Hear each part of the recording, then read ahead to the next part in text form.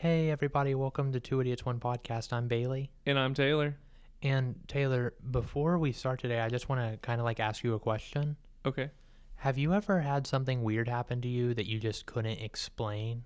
Yes. There was this one time that I was trying to pee over my head and I got it where I was, bent over the toilet and I peed over my head into the toilet and nobody believed me. Yeah, I mean, that would be pretty impressive. Did you have any proof or anything? No, because I didn't think about setting up a camera because I thought that it would be weird if I had a video of me basically peeing in my face. Right, because, that's the kind of thing you'd probably mess up a few times before you got it. Right. So I was like, this isn't going to happen. I don't need proof.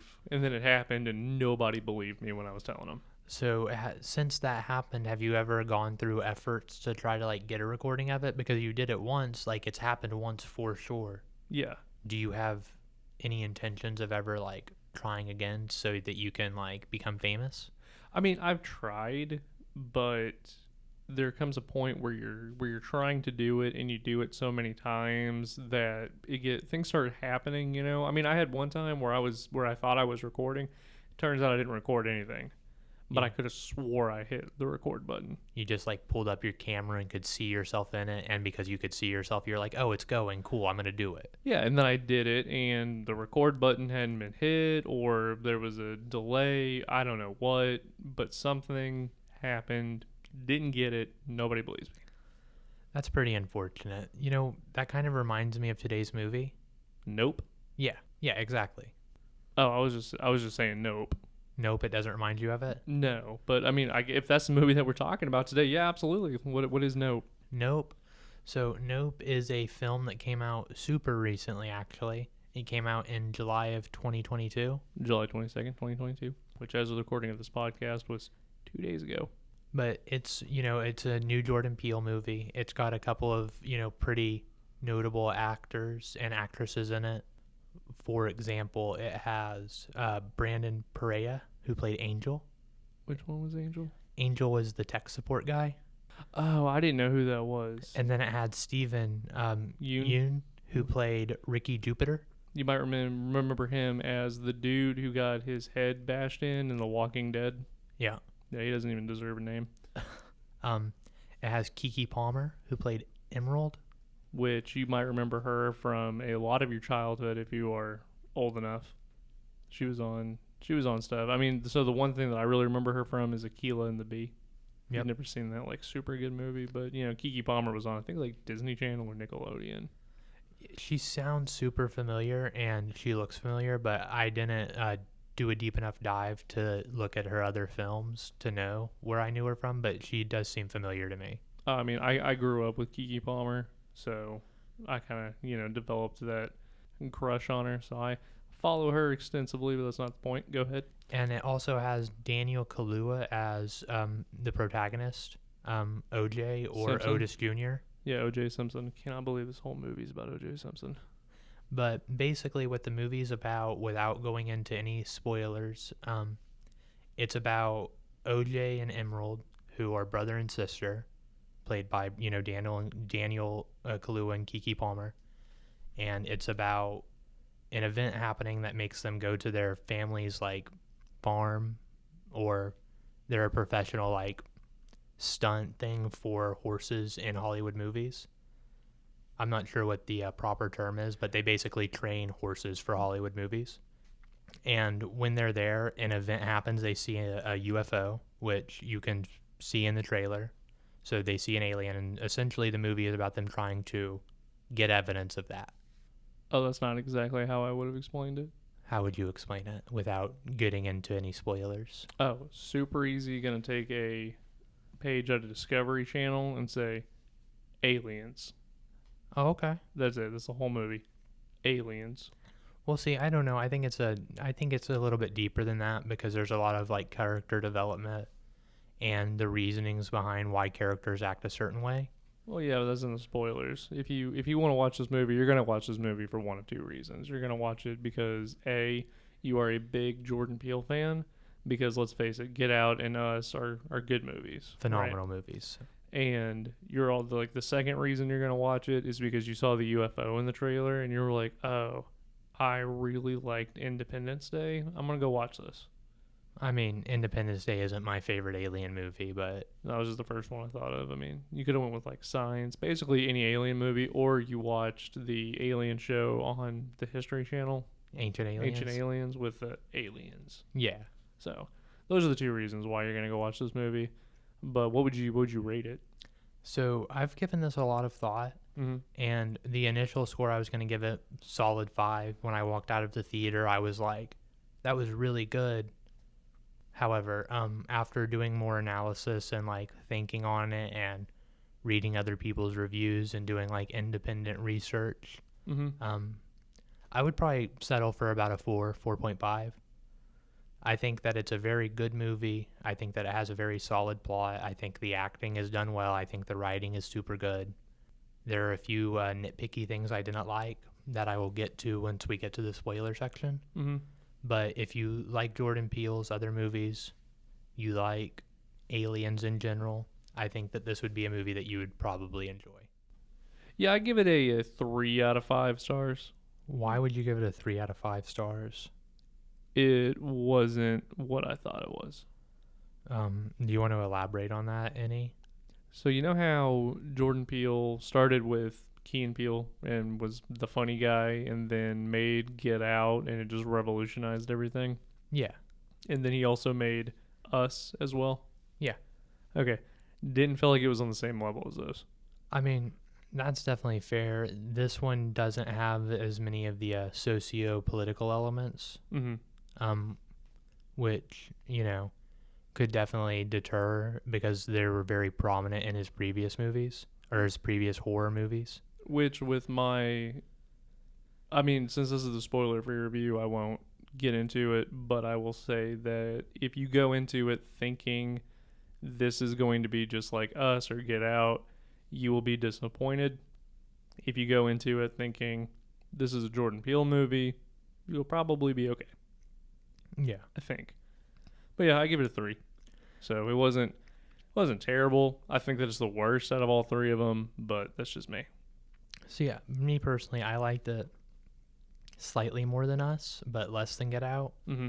because I think Get Out was a masterpiece. Well, yeah, nothing's going to beat that. Like, there is literally a college course taught over that movie. I didn't know that. Yeah, I forgot what. I'm just gonna throw it out there. I don't think it was, but like Harvard or whatever, there's a class dedicated to dissecting that movie. That's pretty cool. Yeah, but the movie's great. That's the problem. Like, Yeah. the movie is phenomenal, and when you set the bar that high, you can really only go like below it. I mean, that's definitely a fair assumption or Mhm. a fair perspective. Well, and I know that not all of them are going to be home runs, knock it out of the park type deals, but I felt like this movie could have been a little bit better than it was. Like, it's still enjoyable, and I'll probably watch it again. But yeah, I don't want to get into anything because we're in the spoiler free review. So I'll say go out and watch it. If you're a fan of Jordan Peele, give it a shot. If you're a fan of Aliens, give it a shot. If you are not a fan of either of those, don't watch this movie.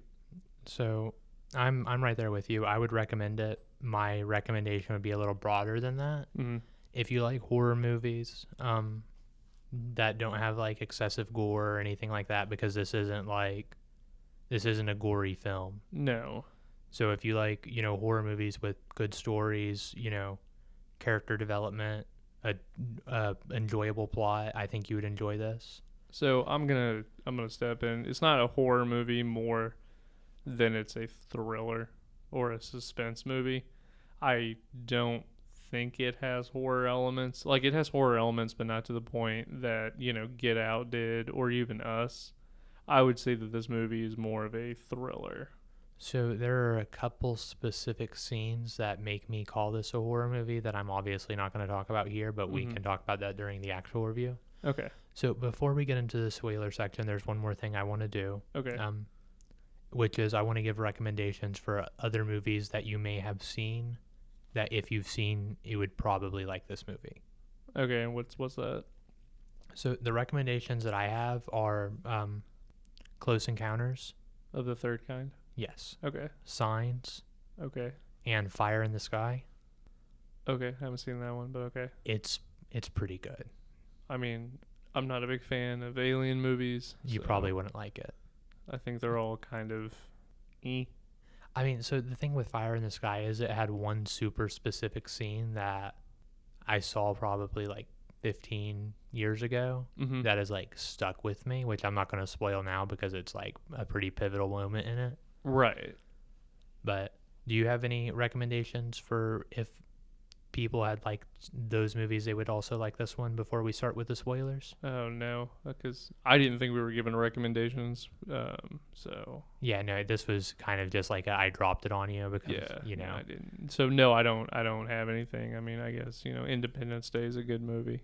Should watch Independence Day. Watch alien movies. I don't know. Okay, that's fair. So That is fair. well, I guess now would be the time in the podcast where we are about to get into the spoiler section. Yes. So if you haven't seen this and you intend to see it and you want to see it spoiler free, which I would 100% recommend, I'm like 70 to 80% recommend watching it.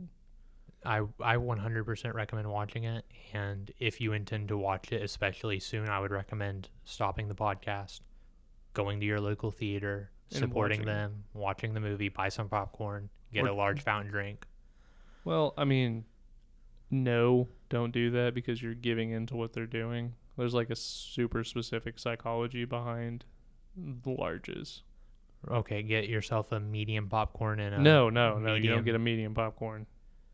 Bring some popcorn in your purse or Okay. backpack Well, from home. so the way that they do it is the small popcorn, right, is going to cost you $2.99. That's well, hold- way I'm ju- less. Okay, so $3.99 for a popcorn. Okay, for the small popcorn. Where are you going? Hold on, hear me out. Hear me out. Here's how they do it. Small popcorn is $3.99. Okay, the medium popcorn jumps up to $8.99 for the medium, right? And you can tell that there's a good size difference between the medium and the small. So the price jump makes sense. But the difference between the medium and the large is $1 because now the large is $9.99. So you're going to spend more money to buy the large because you automatically just want to go for it. You're taking your middle product and you're kind of like hiking it up or whatever to match your large product, and you don't give a shit about selling the medium popcorn.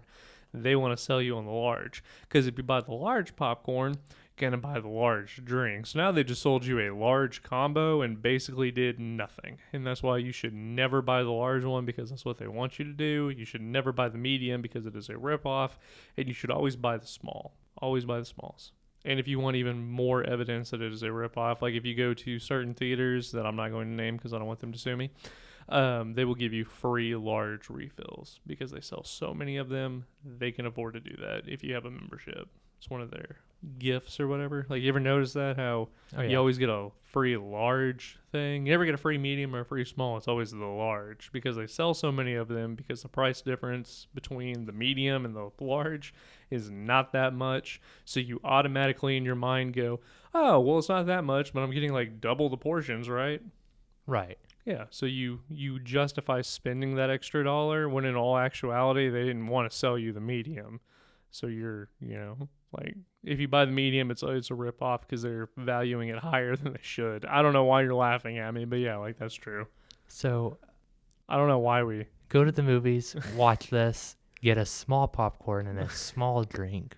I'm so sorry for getting off on that. No, that's okay. It was rampage. It was beautiful. Like, that was the kind of content I've been going for the past 3 months, Taylor. For me, just to fucking go off the handle and be like, no, this is why you need to do this. Yeah, that is the kind of interaction from you I've been waiting for so long. And I'm so glad that you did it there because now people have had ample opportunity to get away and pause it if they aren't interested in spoilers. Yeah, all right. Now we can get to the spoilers section. So, you want to start us off? So, unfortunately, I didn't have my phone out during the movie. It starts out with a quote, and I don't remember what the quote was from, and I don't know how much relevance it had to the movie, so I fucked that up, and I'm sorry.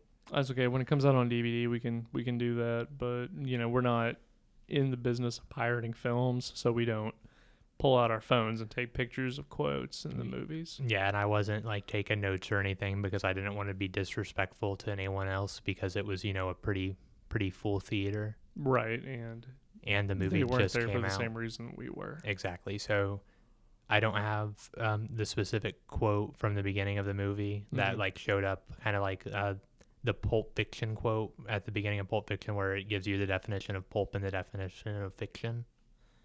Yes. It was something like that, but not quite exactly. It was like a passage from something. Oh, yes. I don't know. I'm not gonna Yeah, I comment don't because I can't remember, and I don't want to sound like an idiot more than I already am. exactly. So I don't specifically know what it was, but then it basically goes into and it shows you an ape, that's like on a movie set wearing like a birthday suit with a birthday hat, and it's Gordy, and it's like this is one of the like pivotal scenes to like explain one of the Oh, side characters. so I pulled up the quote What is it? because if you Google it, Google has the answer apparently. So I whoever didn't know put that this they on, would. yeah, whoever put this on the internet, you're a piece of shit. Okay. But it is Nahum 3:6. I will cast abominable filth upon you, make you vile, and make you a spectacle. Right. That is the opening quote. I'm so glad that you found that because I feel like that quote resonates with the movie. Yeah, no, the quote of that movie is really the entire movie, I would say. Yeah. I knew it was important. I just didn't remember specifically what it was, and I didn't want to like fuck it up by trying to remember. Yeah, no, I got you. But I'm glad you found it. No, the internet found it. You're welcome. But so that's the opening quote, and then it goes in and it shows. It's not super explained what it is, but it starts out with the movie set with Gordy in a birthday suit, which Gordy's a monkey or an ape. I'm unsure what the difference is. I think he's an ape. It literally does not matter. No, super irrelevant. You're getting like way too detailed for this review. I know, I'm sorry. So basically, the opening scene is a monkey went ballistic and killed people because he's covered in blood, and it looks like it's on the set of a TV, like they were recording something, and there's a woman's lifeless body, and the main important thing that you want to take away from it is a shoe that is a woman's shoe that is standing upright on its own. Yes. Yeah, there you go. Thank you. You're welcome. And then after that, it basically jumps about, what would you say, probably like 20 years in the future? Well, more than that. It was like 1996, I think, was when that was supposed to take place. Yeah. Like 1996, 1998, somewhere. Anyway, it was like late 90s, I think, when that happened. So this was presumably, if you want to say it's 1998, which I think it explains later in the movie, you are looking at 24 years Yeah, for it to jump. But I was actually kind of confused at the time frame that this was supposed to be set in initially. Because you see OJ or Otis Jr. Yes. with a flip phone during one of the early scenes, and I didn't know that people still use those. Yeah, no, I know people still use them because, number one, they're opposed to technology, which you can kind of gather that from OJ with the way that he talks. Yeah, he's very he seems very introverted. He's kind of like off on his own, like not necessarily excluded, but like he's focused on his thing. Right. He's focused on his thing. He doesn't really want to do anything else. Yeah. And he is basically the personification of what an old Western person would be. Yeah, exactly. And that brings it up to, I'm just gonna go ahead and say it, this movie was not what I thought it was, and that is what lowered the score, you know. But before, you know, I was discussing with you how I thought that it was like a homage to Hollywood. This is one of those reasons, because it is a Western, but then it's an alien movie, and the whole point of this movie is they want to capture the creature and then sell it and make money off of it, right? You know, they have the old time cameras. There's a lot of like he references I don't remember what movie, but there's like movie references that are sprinkled in there as well.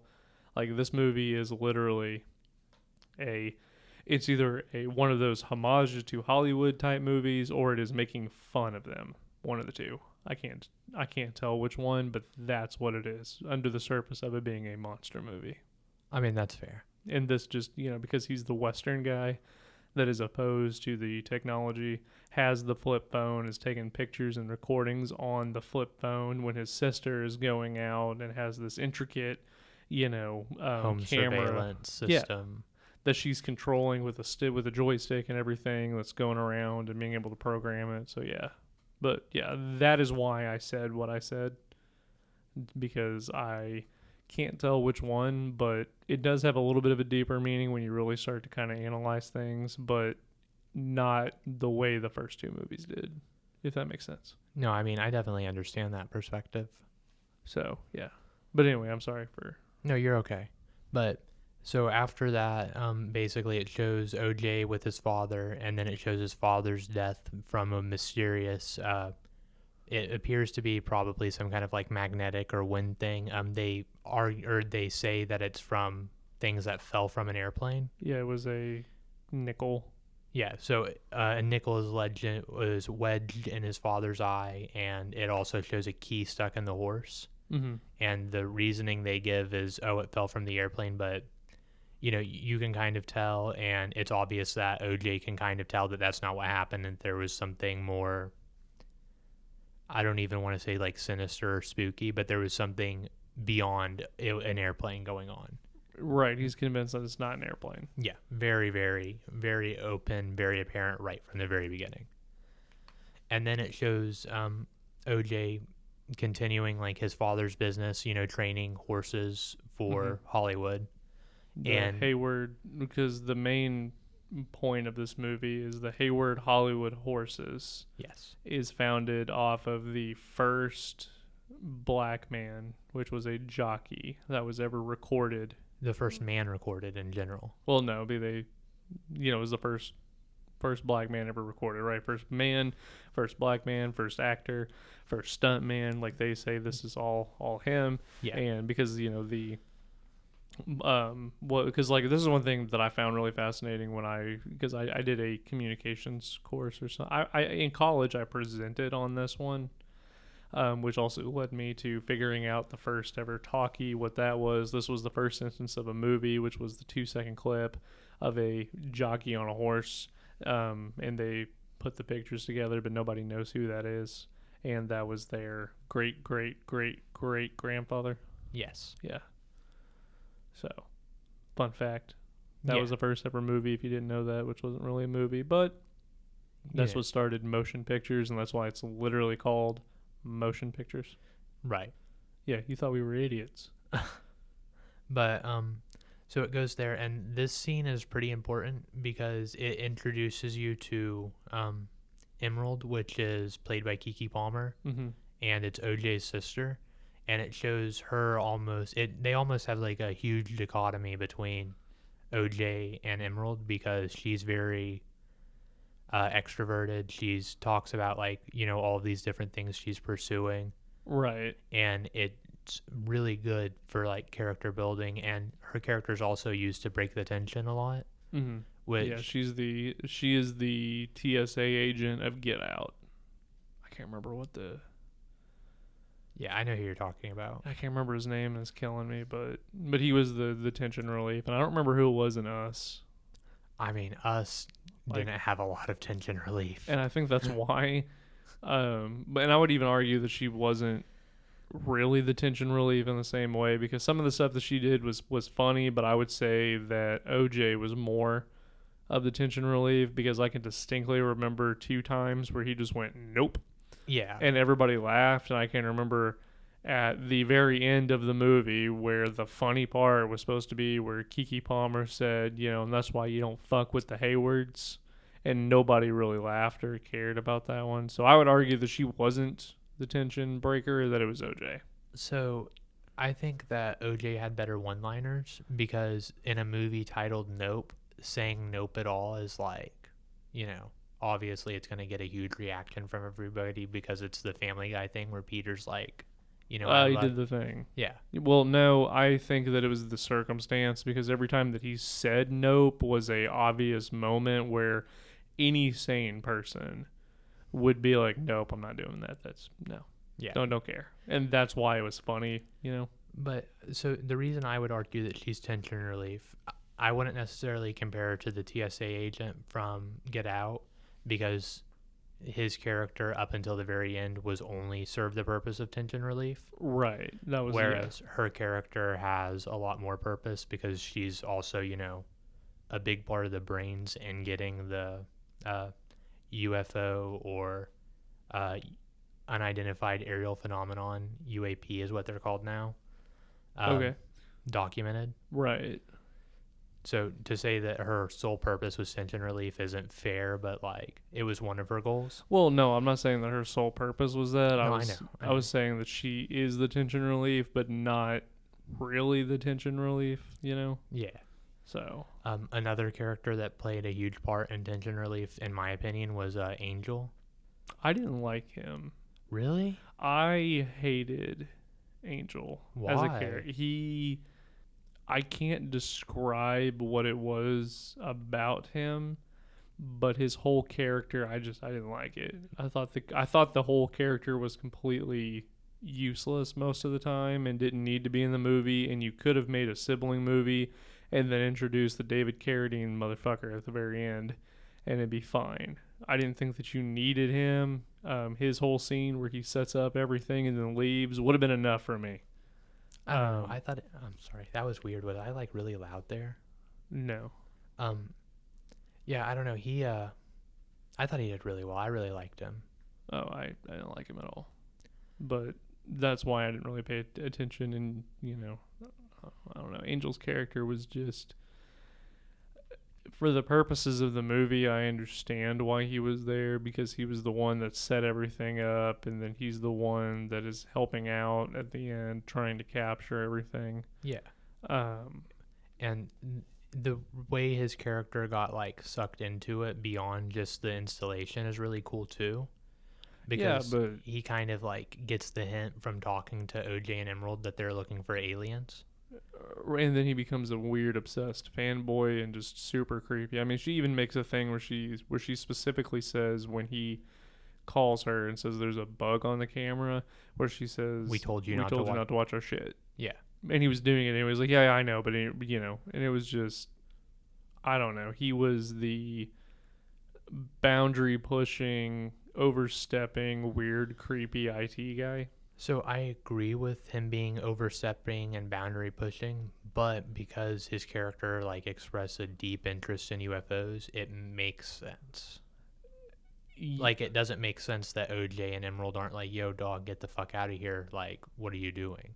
So let me ask you, what did he bring to the table for like the purposes of the plot? Not much. Exactly, that's the problem. He was a very minor Gordy, the monkey, the side monkey, the whole subplot of Gordy was more interesting than anything Angel did. Angel was a throwaway character that was just there, shouldn't have really had any lines, it kind of just needed to be in the background. There shouldn't have been a whole subplot of the reason why he's joining them is because he's super fascinated with aliens and then, gets weird and watches their shit.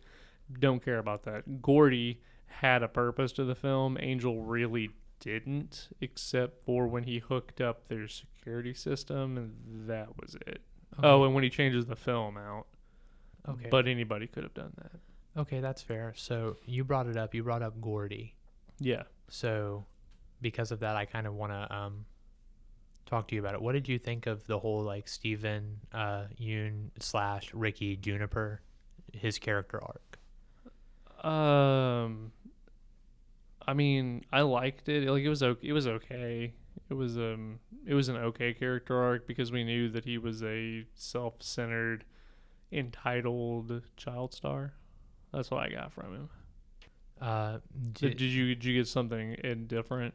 So I think that so I've used the word dichotomy already once in this podcast, and it sucks that I'm about to use it again. That's okay. But I feel like the animal trainer aspect of OJ and the I'm air quoting, you can't see it, but the animal trainer aspect of You're not air quoting. I'm literally watching it. Oh, you're doing it now because I called you out on it, but but before that. but the Juniper's character and OJ, they have a dichotomy in regards to like animal training, because OJ has respect for animals and he has understanding of their habits and why they do this or that. Right, that's evident. And it's also evident that Ricky Juniper doesn't. And No.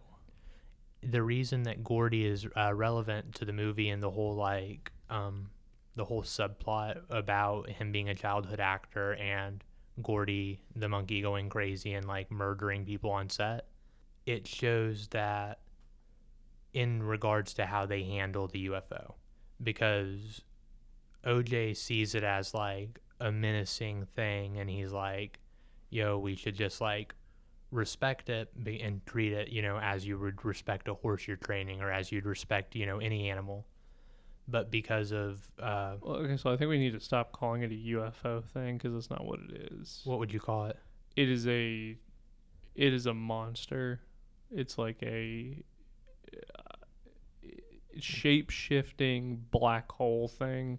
More than anything, I would say if you played Demon Souls, the Storm King, that's more of what it is. It's like a giant manta ray blob thing in the sky that sucks up things. So every time I refer to it, instead of saying the UFO, you want me to say the giant manta ray blob thing in the sky? Because I feel like No. UFO would be easier. Well, yeah, just like the creature, because that's what it is. I think calling it a UFO is a little misleading because it's gonna make people think that it's about aliens, which it does appear by the trailer. So you have to admit that the trailer did not ruin this movie. Oh yeah, I was gonna get into that earlier, and for some reason I didn't. That's okay. I just know that that's your signature line. Yeah. Trailers ruin movies. Not this time, bitch. No, I mean I wholeheartedly agree. Okay. But yeah, I Yeah. don't know. It's like it's a creature, it's an animal, it's something, but I mean it's not like a spaceship. Because when you use UFO, that's what I think of. I mean, that's fair. I just don't know like what the proper term to use, because I don't want to say the monster, because that seems like a little misleading because we haven't really like talked about what it is. Well, do you want to go like scene by scene with everything? I mean, I or- wasn't going I wasn't Okay. trying to. Okay, yeah. Well, I mean, it's a creature. We'll just go ahead. That'll set up for what we're doing. So basically, what it is, it appears behind clouds initially, and when you see it flying around, it looks like a saucer, like initially. Yes. And then in about the last, probably what, like, would you say third of the movie?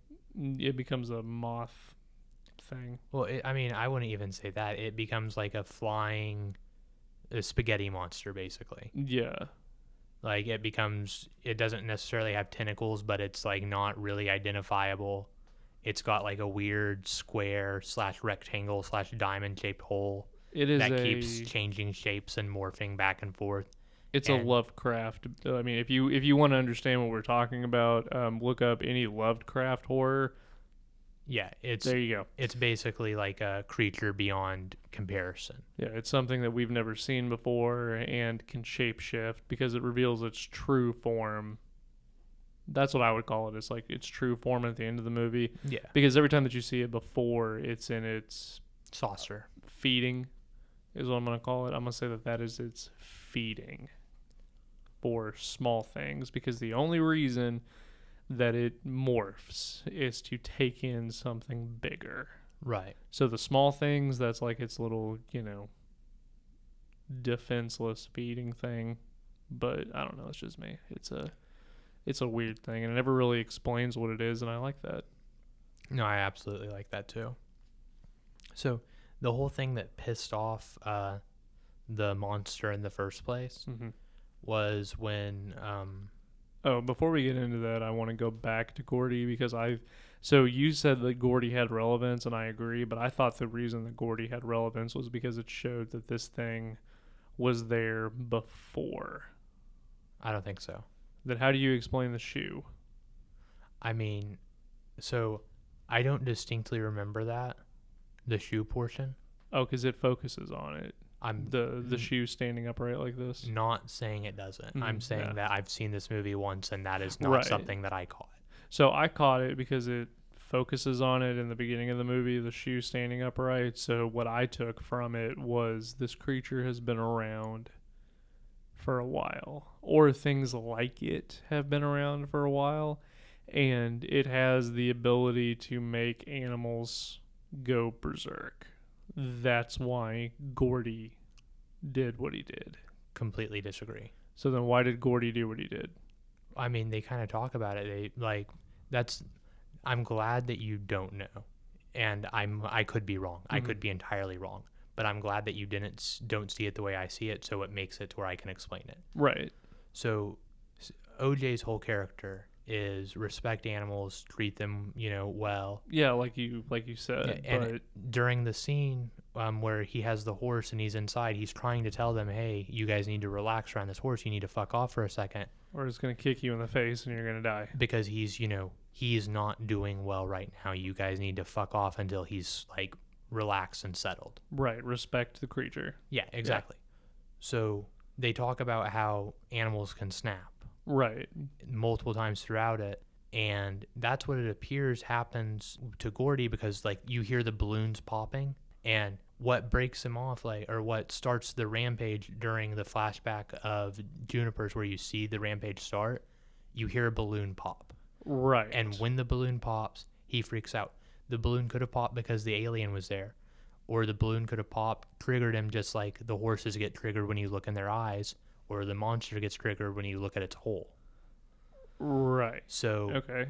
So, in my mind, the way I understood it, the balloon popped, it triggered Gordy to freak out. He starts killing people. He starts to relax, and then he sees Juniper underneath the table, and he reaches over to fist bump him, which in my mind, if he was, made crazy by the alien, he wouldn't, or by the monster, he wouldn't have reached over to fist bump. He would have continued being hostile. But him dying is what sets up Juniper's whole character, because he's like traumatized from his childhood. That's why he has a hidden room in his office with all of the Gordy paraphernalia and stuff. And why? the shoe that he has in there is that shoe that's standing upright, just so you know. Okay. See, I Does didn't. it have the blood? Okay, so let me ask you this: why did Gordy not snap on him? Because they were friends. They had built a trust, because But he built a trust with everybody else on set. clearly not. How many other people do you see him pounding it with? Because he even says, oh, this is the first ever recorded fist bump in history. Right. So in my mind, they have a better relationship, just like OJ has a better relationship with the horses and stuff and can understand them. Mm-hmm. He had something like that with Gordy. So when Gordy freaked out, he made eye contact with him. He was like, oh, my friend, here, I'm going to fist bump it. He died. It traumatized Stephen Yeun. traumatized his character. And that's why he has the thing. And that's why when he encounters the alien or UFO or monster for the first time, and, he doesn't get on video, but he eats a horse in front of him, and he's like, oh, this is the viewers. And I think him calling it the viewer, because I don't know if you remember, but yes, he did. He does call it, yeah. It's important because it shows his narcissistic personality and how everything is like focused around him, because he thinks they're coming to view him. He thinks Right, they're trying to watch what he's doing, but that is just his character, though. But that sets up the dichotomy between him and OJ, because OJ respects the creatures and knows that he's not their equal, whereas he doesn't. So they're opposite characters, and that's why it's so important. Well, OJ is good and he is bad. Well, if you want to go that route. It's not even good or bad. It's one respects nature and one doesn't. Yeah, the good guy respects nature while the bad guy doesn't, right? If you take that and link it into anything else, it would be the guy that is trying to save the rainforest versus the dude that says, fuck it, we're just going to bulldoze it. Doesn't respect nature and wants to build something else in order to entertain people, right? He wants to entertain everybody by making a big spectacle of the viewer. Yeah. And then OJ is just like, well, this is a wild animal that needs to be respected. Needs to be respected, because if we don't, it is going to kill us all. But if we respect it, let it do its thing, if you have like that's the wolf that comes and feeds, this is its time to feed, I'm going to leave it alone, then the wolf is going to look at you and not try to kill you. It's going to go, all right, that's cool. But if you walk up to the wolf and try to fuck with it or be like, get off my land, then it's going to come back with AK-47s and fuck your shit up, right? I mean, yeah, I understand that analogy. Yeah. I mean, I was wondering if you would, because they went like way off the rails with that one. No, it's okay. It happens. But yeah, that's the thing. Like, I think that OJ is the good guy in this, and Ruby Bell Jewel is not. I can't remember what his name is. I just want to call him Stephen Yoon. It's Ricky Juniper. Ricky or Juniper. That was it. Jupiter. No, yeah. I don't know. Ricky's a little bit. So Rick's the dick. Yeah. I mean, no, that's a fair assumption. Yeah. I just feel like you're glossing over it. Like, I feel like that's like one of the most I feel like that is the most important subplot by far. I mean, yeah, I don't know. Maybe I'm looking at it wrong with like the shoe standing up or whatever and trying to link that to everything. And that's why, but I don't necessarily see the things that you're saying with the whole, Gordy rampage thing. I mean, like I said, I could be entirely wrong. Because Gordy goes berserk, and then he even says this is why we don't use monkeys. Right, because, not using monkeys because they have the tendency to snap further proves my point that the alien or the UFO, the monster, wasn't involved. But that's just anything, though. Anything. If an animal is domesticated, it is still a wild animal no matter what. It still has wild animal tendencies. Like the woman that had an orangutan, and, her and the orangutan were buddies for years, and then one day it just went crazy and ripped her face off. Uh-huh. It just, they do that. Right. But the shoe standing up, there was great emphasis on that, and you could argue that the shoe standing up was because it was signifying or foreshadowing that he was going to make a museum collection out of it or whatever and charge people money, which further develops his narcissistic personality. But it was standing upright, nothing else was. So that's why I was like, there's something extraterrestrial, because the horses freak out when the creature comes. Like, the horses run away. So my question is this. Okay. At any other point in the movie, was something like altering its position that wasn't electronic or altering its form a sign of the alien? Because it was inside. Like, the set was inside. Right. So if there was just a random shoe sitting up, I feel like it wouldn't signify anything, because I'm sorry, I just fucking accidentally bumped the mic.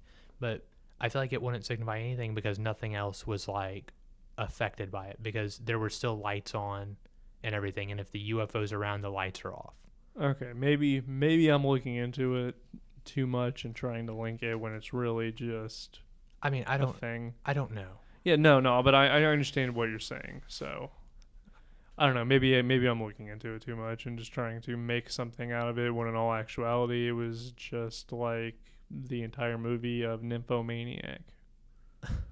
Okay, you're gonna have to elaborate on that comparison for me. I can't without ruining the movie, but basically the entire ending of Nymphomaniac is Lars von Trier saying "fuck you." Like, it is one of the biggest fuck yous I've ever seen in film. And maybe that's what this is. Maybe it was just a shoe that was standing up, but I don't know. This whole film kind of felt like a fuck you because it wasn't what I wanted it to be. I thought this movie was so good. I don't know. I really expected, I don't know. I hold Jordan Peele to a very high standard, and this was not on the same level. Dude, in my opinion, the only thing Jordan legitimately fucked up in this movie was, I feel like he should have cut it 5 minutes sooner. The ending was kind of weak. Well, so in the ending, in the last third of the movie, I feel like he showed the monster too much, because it was... Well, no, because that was the most important part if you look at it from the perspective of they just want money. So Right. they are actively trying to get it.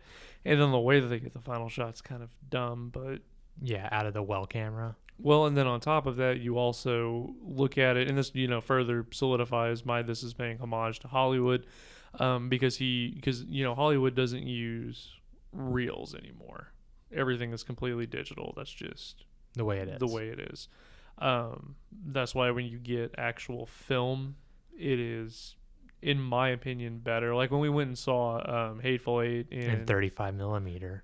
well, it's not 35 millimeters, sorry, What was it? 70. Are you sure? Yeah, I'm pretty sure it was like 70 millimeter. I mean, like I said, I've been wrong more times than I would like to admit, so I could be wrong here, but I thought it was 35. I'm gonna Google it real quick just to remember. What was that? The It was the Hateful Eight Christmas Day Roadshow. showing, yeah. Hateful Eight. That was so sweet that we did that. Yeah, that was a really dope movie. Yeah, 70 millimeter. Oh, okay, I was wrong. 35 is like standard in what they use. That's why Okay, I was wrong. 70 millimeter is bigger and wider, so you get more Did than you the 35. see that the Christopher Nolan movie that's coming out next summer is going to be shown in both 70 and 35 millimeter? Yeah, and I'm gonna go see it in 70 millimeter because I enjoy 70 millimeter. Okay. Like, I don't know if that movie's gonna be good, but it's got what's his nuts in it. Oh, yes, what's his nuts? Oh, I can't. It's Peaky Blinders.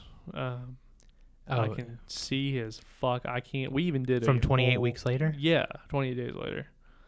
Oh, we did a whole. I can't remember his name. Murphy? Oh, Cillian Murphy. Yeah, Yeah. as soon as you said that, yeah. I was like, we did a whole podcast over this motherfucker, and I can't remember his name. Yeah. But yeah, no, Cillian Murphy's in it, so I don't even know what the movie's about. I don't even care. I don't even know what it's called. It's something with numbers, but I'm gonna go watch it. Yeah, it's going to be good. But yeah, no, I thought the last half of the movie could have been done in a different way. And I think that it was kind of fucked up that they introduced the director guy in the trailer and then didn't actually make him a part of the movie until the last third. When he goes to the impossible shot. I'll get it. I see what you're talking about. That cloud. Hasn't moved. Cloud hasn't moved, is it? But you want that shot? I'll get you your fucking shot. Yeah. Yeah, like that's, I don't know. That one felt weak. The first half of this movie, if I had to sum it up, I would say the first half of this movie goes very hard with character development and is very dialogue heavy. There's only a few instances of actual things happening, Like there's some weird occurrences and kind of adds to that suspensefulness. And then you have the last third of the movie, which is kind of just like everywhere. See, I don't know. Like I said, I like the last third. The only thing that I would change about this movie is I would cut out pretty much the last 5 minutes. Everything that happens after Keke Palmer flees, like the second she gets away on the motorcycle is when I would have cut the movie, in my opinion. Or the second you So- see the director get sucked up in recording the inside. That was a really cool shot. Like, I think that being the ending would have been awesome, because we don't need to know what happens to OJ. We don't need to know what happens to Emerald. Well, and this could have been another case of the ending to a movie being different than what it was. Because, like, the original ending of Get Out, I don't like the ending that they gave in the movie. That's fair. And I think that this could have, I mean, I don't definitively know because I wasn't a part of the test audience. But I'm hoping that is the case and that it was just people wanted to know that OJ was okay because I don't care. Well, I mean, it's not even that I didn't care. It's I feel like... Well, I mean, so when I say I don't care, it doesn't drive the narrative or the plot forward and is just one of those like, oh, you feel good because this happened moments. It's just, oh, the hero survived, but what if the hero doesn't survive? What if he gave his life in order to protect her so that way that she could get away? That is more of an ending than, oh, he tried to do that and then saved himself. I just feel like it's unnecessary. Well, yeah, I mean, even the way that she gets the final picture is unnecessary. Yeah. A lot of the last part of the movie is unnecessary, and then, it blows it just blows up. The balloon causes it to blow up. Yeah. I mean, That didn't make sense. I just think that had it ended a few minutes earlier, it would have been more. There would have been more ambiguity. Ambiguity. Yeah, ambiguity. Ambiguity. Yes, that's the one. Yeah. And I think that generally makes for a better movie. Well, and I do too. I like, and especially with more open-ended stuff, you know. But again, we already had that discussion on why I like open-ended stuff. But I mean, I don't know. I just it wasn't on the same level, and I went in trying to think that it was a bad movie just in case that I was let down. Because honestly, watching the trailers, I thought I was going to be super let down, which I'm glad I wasn't. Watching the trailers, I thought that this was going to be a bad movie, and I Mhm. was mad about the trailer. Yeah. But this is one of the few movies I will say that the trailer didn't ruin the movie at all. He did a very good job of keeping things under wrap. Oh yeah, like the trailer is almost intentionally misleading as to what it's about. And I like when trailers are misleading. Oh, me too. A lot. I thought it was awesome. Is there anything else specific from the movie you want to talk about? I do want to mention one thing, and I don't. It was one of those like continuity things that didn't really make sense to me. Okay. Why is it that when they run inside of stuff, the monster doesn't do anything, but in the last part of the movie, when Kiki Palmer runs inside, it rips the fucking hole in the roof and tries to suck her in? I don't definitively know. However, Okay. I think that a logical reason behind that is it finally went to its like attack form. I mean, Because I would argue that it was always in that form because it was in like survival mode because it only comes out when it needs to feed, right? Like it never came out unless it needed to feed or they were doing something that caused it to be like, okay, what's going on here? But even with that, it was a couple of days later, so it kind of got hungry and needed to come in and do something, right? So if you are hungry and you are a wild animal, you're going to try to get inside of the thing where your food is, right? I mean, no, that would definitely make sense. I don't know. Yeah. So to me, And obviously it had the power to do it. It just didn't do it. it didn't feel like it was a necessarily hostile entity to people up until OJ tricked it.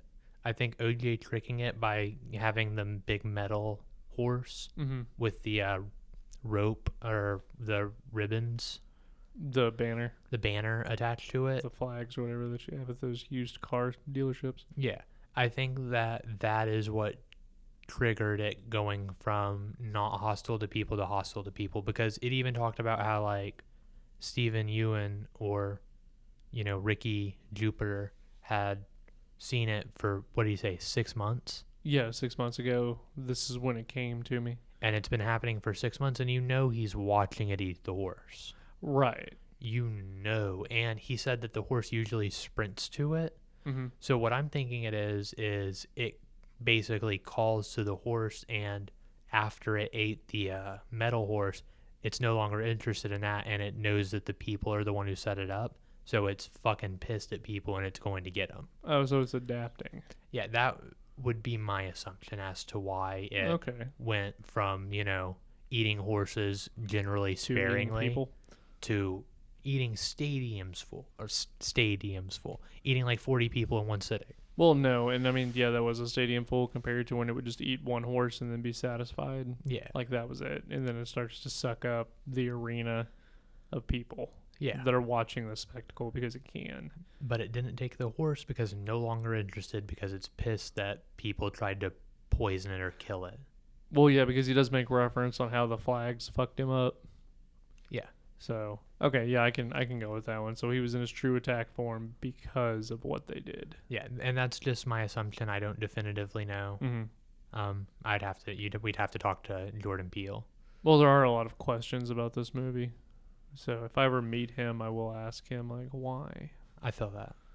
Like, why did you do this? Why did you make this movie when you left Key and Peele? So, do you have any other specific scenes or anything? It was kind of funny when he punched the kid. Yeah, that was fucking hilarious. Yeah, just like knocked him out. Fuck them kids. So I kind of want to talk about the scene where it's Kiki and Angel, or I'm sorry, Emerald and Angel. Okay, yeah. I shouldn't use one of their or the actor's name and the other person using their character's name. It doesn't make sense. I don't think it matters, but go ahead. But when Emerald and Angel are in the house and the UFO or the monster comes and it like throws up on them basically, Uh-huh. like the raining blood. Do you remember that? Yeah, yeah. That was one of the coolest fucking scenes. Yes, Like- the house being covered in blood with you see it like dripping down the window. Yeah, I thought that was just super cool. And all I could think of at the time was Slayer's Raining Blood, Literally same. like playing. Literally same. So no, I did stylistically. This movie fucking awesome. Yeah, stylistically, this movie's like a 5 out of 5. It does some super cool shit. Yeah. And I'm okay with that. But yeah, no, that scene, I can't really think of anything else that was noteworthy except the director using the old school crank and, actual film, Yeah. which again could have been a criticism of Hollywood, but I digress. I feel like I looked into this movie a little bit harder than I should because Jordan Peele is very much one of those, this is how it is. Yeah. Like, this is what it's about, and that's it. Yeah. So, and I think that might have been what bothered me about this movie. But, I mean, I'm still sticking with my 3 out of 5 on it. That's fair. So, it's not a masterpiece, but it's good. Maybe on second viewing, your opinion of it will increase. Yes. When it comes out on DVD, I'll try to watch it again because it's like every time I watch Get Out, it gets better. Right. So maybe that's what it is. But Get Out was also like a 5 out of 5 the first time I watched it, and it's always remained a 5 out of 5. I don't think that this will ever rise to Get Out's level, but I think that giving this movie a 3 is like a little disrespectful, but that's just my opinion. Right. Do you know if Roger Ebert has given a score for this bad boy yet? I don't. Let me see real quick. Alrighty then. And technically Roger Ebert doesn't. This is just RogerEbert.com. Yeah, Roger Ebert's dead, isn't he? Yeah. For like quite a few years. Oh, they did actually. Would they hook it up with? 4.5. Yeah, so that's literally like right what I gave it, between 4.5. Yeah, on the Their scale, Roger it'd be a Ebert scale, 3.5. it's a 3.5. Yeah. So yeah, 3.5 stars. Yeah, so literally almost the same as what I gave it. That's interesting. I don't know, maybe. Oh, so one of the things that they said in there, this is why I attend David Lynch movies, despite never being a fan of the director's work. David Lynch has some weird shit. You ever seen Eraserhead? Yeah. Yeah, this isn't on the same level as Eraserhead because, like, I despise Eraserhead. That's weird. I have my reasons for it, but it just, I don't know. Anyway, but like, I stylistically, I think that Nope is a very stylistic movie, and I enjoyed it, but not at the level you did, obviously, which was fine. Yeah, absolutely. So, but what you got for me today for Bailey's Babbles? Okay. So, I don't like the way you did that, but okay. So, in Nope, the alien / UFO / monster hides in plain sight, and it's overlooked for likely at least 6 months before Otis Jr. notices it in the cloud. Right, because the cloud's not moving. In our daily lives, we often overlook a lot of things. Sometimes we overlook red flags in relationships, personal flaws in ourselves, or character flaws in those around us. Sometimes, we overlook the cop that's hiding behind the sign to catch us as we speed past. Do you think that there are other things that we don't notice or that are outside of our realm of perception? Such as, I'm not talking about like radio waves or electromagnetic fields. No, I know what you're talking about, and yes, I think that there's always things that are outside of our perception because our depth of perception is limited, right?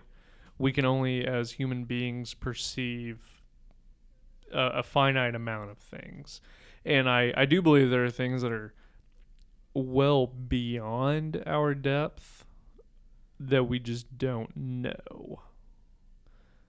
Okay, so the follow up or the additional, The to this is okay, in regards to art, such as movies.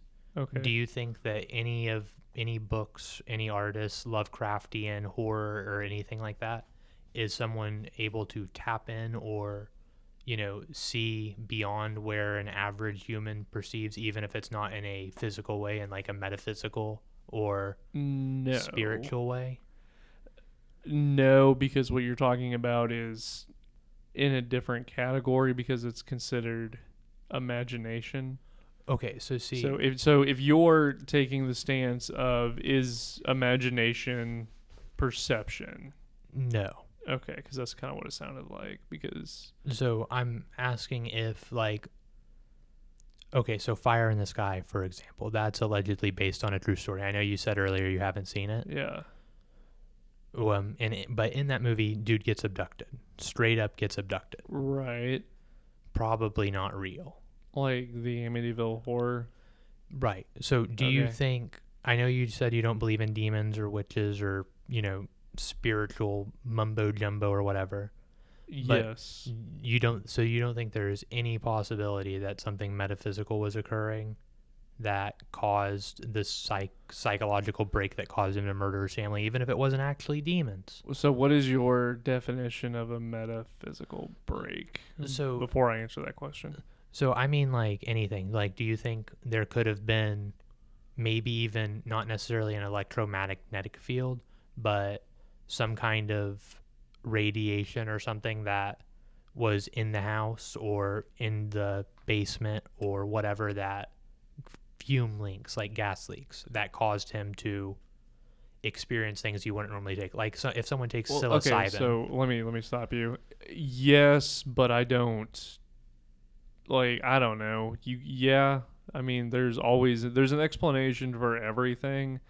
And yes, you could say that there was a gas leak and that was causing him to hallucinate. You could say that somebody accidentally drugged him and he was hallucinating off of that.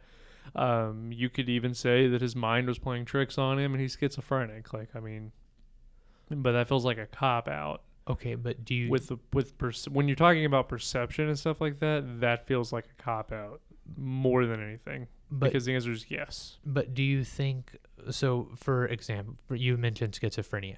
Do you Yeah. think that there is a possibility that people who are schizophrenic, which obviously this is purely for entertainment value, I'm not a doctor, but do you think there is a possibility that someone who's like schizophrenic or something isn't actually like mentally ill or whatever, but the different chemicals being released in their brain, instead of, making them hallucinate, it's actually unlocking perception into different planes of existence, or it's making them more No. susceptible?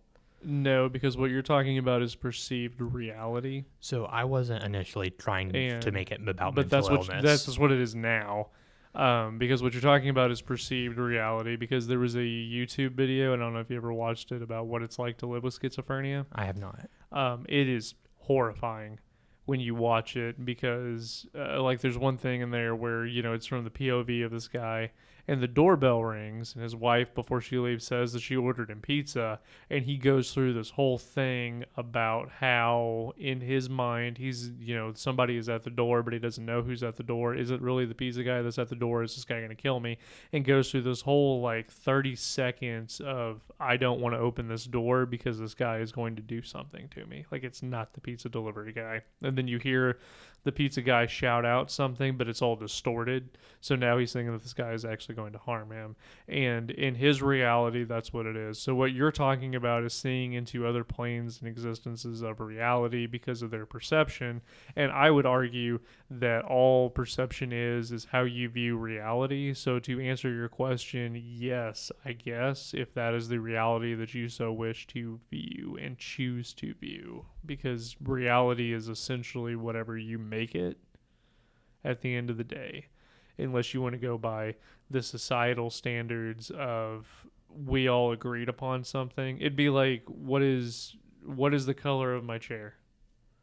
So probably like red. No, it's blue. Oh, I mean, that's an interesting perspective. Well, no, because it's not perspective, it's my reality. And that's what, like, you can't have perspective without talking about reality, because from my perspective, in my reality, this is a blue chair. In Well, yours, it is red. And what you assume is the red color is the perspective and realities of a bunch of people that got together and said that we all agree on something. Because essentially, that's all the reality is, right? Is when you agree on something that's like definitive reality. We know that this is red because a group of people got together, all saw the same thing, all agreed upon it being red, and said, boom, in reality that we need to live in, this is red.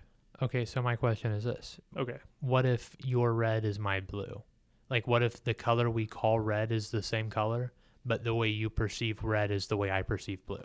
Then, yeah, we agree that it's the same thing, but it's not because our realities are different, but it lines up together. That's fair. But in our realities, they're not the same thing. So I can't tell you that it's red because it's not in my reality, but in yours it is. So we know what we're talking about. It's like when you have different languages and you have different words in different languages for different things, you know. I don't know what the Spanish word for table is, but if somebody pointed at it while they were saying a word, I would automatically assume, oh, they're talking about the table, Right. right? So you can point at it and say red, and I'll point at it and say blue, but at the end of the day, we both agree that we are talking about a color of a chair I mean, that's fair. because that's what it is. So, All right. yeah. That's all I have for us today. Oh, I'm okay. sorry that in my mind that Bailey babble was significantly stronger than it turned it out being. Oh, did I just like dismantle the whole thing? I apologize. No, that's okay. I didn't mean to. I don't know. I could have come off as like an idiot with that one. But Well, no. I mean, I don't know. I don't know what I was trying to well, get. what are you? Let me just what are you trying to get at? Because from my understanding, you were talking about perception and like perceived realities. So, I mean, what I was talking about is like alternate dimensions. That's what I was trying to get to. Like, there could be layers of dimensions on the dimension we're in, and there could be like specific spots in the world where the veil between them is thin, and it's easier to be influenced by otherworldly things, which isn't Wh- necessarily what I believe. But I you've mean, heard of artists talk of guess. muses and stuff, Yeah. which, they say, oh, the muse stimulates my imagination. But what I was suggesting, what if, like, right here, like, in this room with us, there are thousands of entities that we just can't perceive, but they could potentially be influencing our everyday lives. Like, No, because if that's the case, I'm going to go kill myself because I have no control over my life at all. And if I'm not in control of my life and something else is like influencing me and influencing my decisions, then I have no reason to live because that is defeats the whole purpose of living. I mean, Right? yeah, I mean, that's an interesting perspective. But what I Well, was no. specifically asking about was, or what I meant to try to ask about, and Mhm. it may have been lost in translation, but was about like alternate dimensions and shit and I art mean, and it's stuff nice like to that. think about, but no, I don't. I touched the mic. I apologize. That's I okay. was rubbing my eye. But no, I don't believe.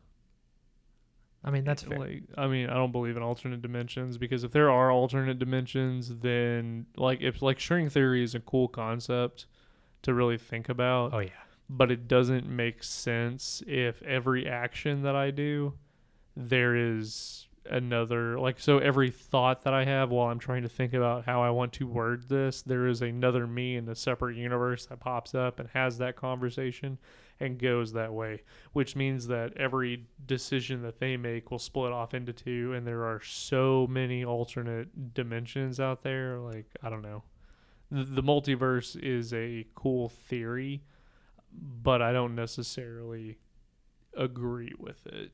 oh, I mean, I don't necessarily agree with it. I was asking for entertainment purposes. Yeah, no, I mean, like, I think that it's stupid to say that we're the only thing out in the universe, but I think that there are other things. I can hear your chair. Oh, I'm sorry, I didn't realize it was. You don't even have your fucking headphones on. You don't know Yeah, what I you can know. hear or can't That's hear. why I can hear them. I can't hear it in the headphones. Oh, okay. But no, looking at it from that perspective, like, it's cool, but I don't think that it would be real because, like, obviously it would be naive of me to say that we're the only things in the universe. Right. because I don't believe that. I believe there are other things out there, but I think that we're probably the most advanced things out there That's pretty conceited of you. I within know our some within our universe, define because you know how define. there are sections of the universe, like we have our galaxy and everything like that. Like there are other galaxies out there. Within our galaxy, we are the smartest thing. I mean, Because if we weren't, if there was something else in our galaxy that was able to communicate with us, what would have happened by now? Because two entities that are smart enough to be able to realize that there is more going on would be able to communicate, in my opinion. be able and be willing are totally different. Like, it's super possible that they've been here with intentions to communicate and seen us killing each other over stupid shit and been like, oh, no, these fucking, whatever aren't ready to join the Galactic Council because they literally kill each other over ignorant shit all the time. Do you have anything else? No, I don't. All right. Well, this has been Two Idiots in One Podcast. I'm Taylor. And I'm Bailey. Thank you for listening. Bye.